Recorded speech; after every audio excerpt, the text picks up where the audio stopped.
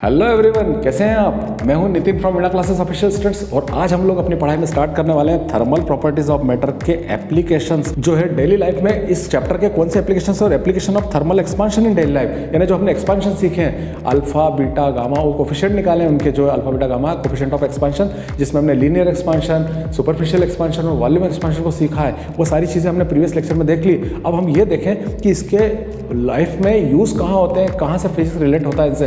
देखिए आजकल का एग्जाम का पैटर्न भी इसी प्रकार से होता है कि पहले डेरिवेशन कॉन्सेंट्रेटेड होता था कहीं ना कहीं पैटर्न, अब जो है एजुकेशन पैटर्न चेंज होता है। तो उसमें हम देखते हैं कि वो लोग चाहते हैं कि आप डेली लाइफ से उससे कनेक्टेड हो, इसलिए एप्लीकेशन कहीं ना कहीं डेरिवेशन के साथ इंपॉर्टेंट हो जाता है। इसलिए इसे हल्के में ना लें, इसे बेहतर तरीके से करें, क्योंकि क्या है जब आप डेरिवेशन करेंगे तो उसके साथ एप्लीकेशन भी प्लस कर देंगे तो उसका एक अलग ही इम्पैक्ट आएगा और एक अच्छा इन्फ्लुएंस होगा स्टूडेंट्स। तो आज हम शुरू करते हैं इससे कुछ एप्लीकेशंस को।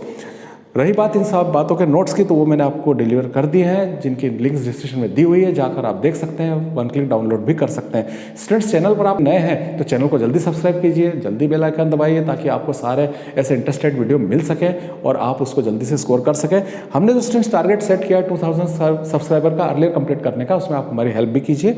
स्टूडेंट्स, यदि आप मुझे इंस्टाग्राम पर फॉलो नहीं करते तो आप फॉलो कर सकते हैं, वहाँ मैं अच्छी पोस्ट आपके लिए डालता रहता हूँ। स्टूडेंट्स, यदि आपको मेरा वर्क अच्छा लगता है तो आप उसके लिए कोई डोनेट भी कर सकते हैं। सो चलिए स्टूडेंट्स, हम देखते हैं हमारा जो लेक्चर शेड्यूल है वो क्या है। आज का हमारा जो लेक्चर है लेक्चर 12 है स्टूडेंट्स, और उसमें हम सब एप्लीकेशंस देखने वाले हैं थर्मल एक्सपांशन से रिलेटेड। प्रीवियस लेक्चर की बात करूं, क्योंकि ये सब मज़ा तभी आएगा जब आप प्रीवियस लेक्चर को अच्छे से स्टडी कर चुके होंगे। यदि आपने उन्हें नहीं देखा है तो लिंक डिस्क्रिप्शन में दी हुई, जाके आप देख सकते हैं और उनकी स्टडी के साथ साथ इसको पैरेलली पढ़ सकते हैं। स्टूडेंट्स, पहला मेरा जो एप्लीकेशन है वो बहुत ही इंटरेस्टिंग है और वो बहुत ही बढ़िया चीज़ है जो हमने कहीं ना कहीं सबने फील की है बचपन से लेकर अब तक। जनरली हम लोग ट्रेन में सफ़र करते हैं, आपने भी किया ही होगा। सो स्टूडेंट्स, आपने एक बात फील की होगी कि जब ट्रेन चलती है और हम लोग बाहर देखते हैं, मोस्टली हमारा ध्यान बाहर ही होता है, लेकिन हम लोग फिर भी देखते हैं कि एक साउंड सा बनता है ट्रेन में चलता है। जब ट्रेन चलती है तो ठक ठक ठक ठक ठक ठक ऐसा साउंड बनता है। वो ठक ठक जो साउंड बन रहा है स्टूडेंट्स, वो क्या है? एक्चुअली रेलवे का जो ट्रैक होता है, रेल का जो रेल्स होती है, जो जुड़ी होती है, उनके बीच में एक छोटा सा गैप होता है जिनको फिश प्लेट से कंबाइन किया जाता है। जब व्हील उस गैप पे आता है तो वो ठक ठक साउंड बनाता है। वो गैप क्यों छोड़ी? हमारे मन में क्वेश्चन आता है कि ठक ठक आ रहा है, क्यों हो रहा है? पूछते हैं तो कोई बताता है वो गैप के कारण आ रहा है, लेकिन छोड़ी क्यों गैप, वो आज हम समझने वाले हैं। देखिए स्टूडेंट्स, यहाँ पे मैंने डायग्राम बना के आपको बताया है। इस जगह देखिए दो रेल्स के बीच में गैप दिखाई दे रहा होगा। देखिए मैं जहाँ पे सर्कल बना रहा हूँ, हाईलाइट कर रहा हूँ, यहाँ पे गैप दिख रहा है आपको। इस गैप को क्यों छोड़ा गया है? देखिए स्टूडेंट, सिंपल सी बात है कि जब रेलवे ट्रैक होता है तो रेलवे ट्रैक के अंदर थोड़ी सी गैप को छोड़ना ज़रूरी होता है। इसको फिश प्लेट से कंबाइन करते हैं, क्योंकि समर डेज में क्या होता है, ऐसे कंट्रीज जहाँ पे टेम्परेचर ज़्यादा होता है वहाँ पर इसमें टेम्परेचर बढ़ेगा, हीट इसे मिलेगी, तो इसमें क्या होगा, लीनियर एक्सपांशन होगा। लीनियर एक्सपांशन होने से ये ट्रैक जो होंगे, जितना भी लीनियर एक्सपांशन होगा उसके कारण क्या होगा, ये थोड़े से अपने लेंथ को बढ़ाकर एक दूसरे से जुड़ जाएंगे और कोई एक्सीडेंट की पॉसिबिलिटी नहीं होगी, ट्रैक एज इट इज़ होगा। लेकिन यदि हम शुरू से ही ट्रैक को जोड़ देते स्टूडेंट्स और लीनियर एक्सपांशन होता, यहाँ पे हीट बढ़ती, यदि धूप बढ़ने से यहाँ पर लीनियर एक्सपांशन होता तो ये ट्रैक थोड़ा सा इस तरह से मोल्ड कर गया होता स्टूडेंट्स, और जब रेलवे या ट्रेन उसमें से पास होती तो एक्सीडेंट की पॉसिबिलिटी 100% होती। इसलिए इसके बीच में गैप छोड़ दिया जाता है। ये बात यहाँ सब मैंने पूरी आपके लिए लिख दी, आपको समझ में आ जाएगा, वो बाकी मैंने आपको एक्सप्लेन कर ही दिया है। स्टूडेंट्स, हम दूसरा एप्लीकेशन इसका देखते हैं। वो आपने देखा होगा कि अब जब रास्ते से गुजरते हैं तो टेलीफोन के वायर्स जो होते थे, आजकल तो क्या है सेलफोन का एज है,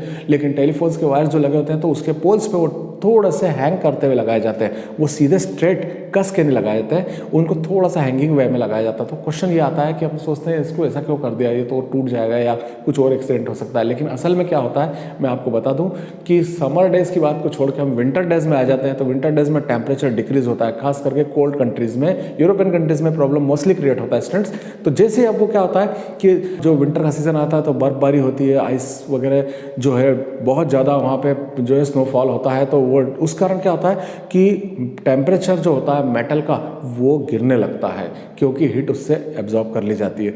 जब उसका टेम्परेचर गिरेगा तो उसमें स्ट्रेस आएगा, तो स्ट्रेस्ड होने लगेगी। स्ट्रेस्ड होगी तो मेटल जो हैंगिंग लगाई है वो स्ट्रेस्ड होगी तो खिंच जाएगी तो क्या होगा, वो वायर स्ट्रेच होकर स्ट्रेट पैरेलल हो जाएगा। लेकिन यदि पहले से इसको खींच कर लगाया जाता, स्ट्रेच होकर के लगाया जाता, तो उसमें और स्ट्रेचिंग होता और वो क्या होता, पूरी तरह से टूट गया होता। उसको बचाने के लिए ही उसको थोड़ा हैंगिंग लगाया जाता है। ये हमारा दूसरा, देखिए मैंने डायग्राम में भी आपको बना के बताया। और जब वो क्या होता है, जब ठंड पड़ती है या स्नोफॉल होता है, टेम्परेचर डिक्रीज होता है, तो वो ऐसे स्ट्रेट हो जाते हैं। हैंगिंग से क्या होते हैं, स्ट्रेट हो जाते हैं। पहले हैंग था, स्ट्रेट हो जाएगा, तो कम से कम वो प्रोटेक्टिव रहेगा और जो है कम्युनिकेशन प्रॉपरली रेगुलर होता रहेगा। तो स्टूडेंट्स ये बात मैंने यहाँ लिख के बता दी है आपको, आप पढ़ के उसको देख सकते हैं इजीली।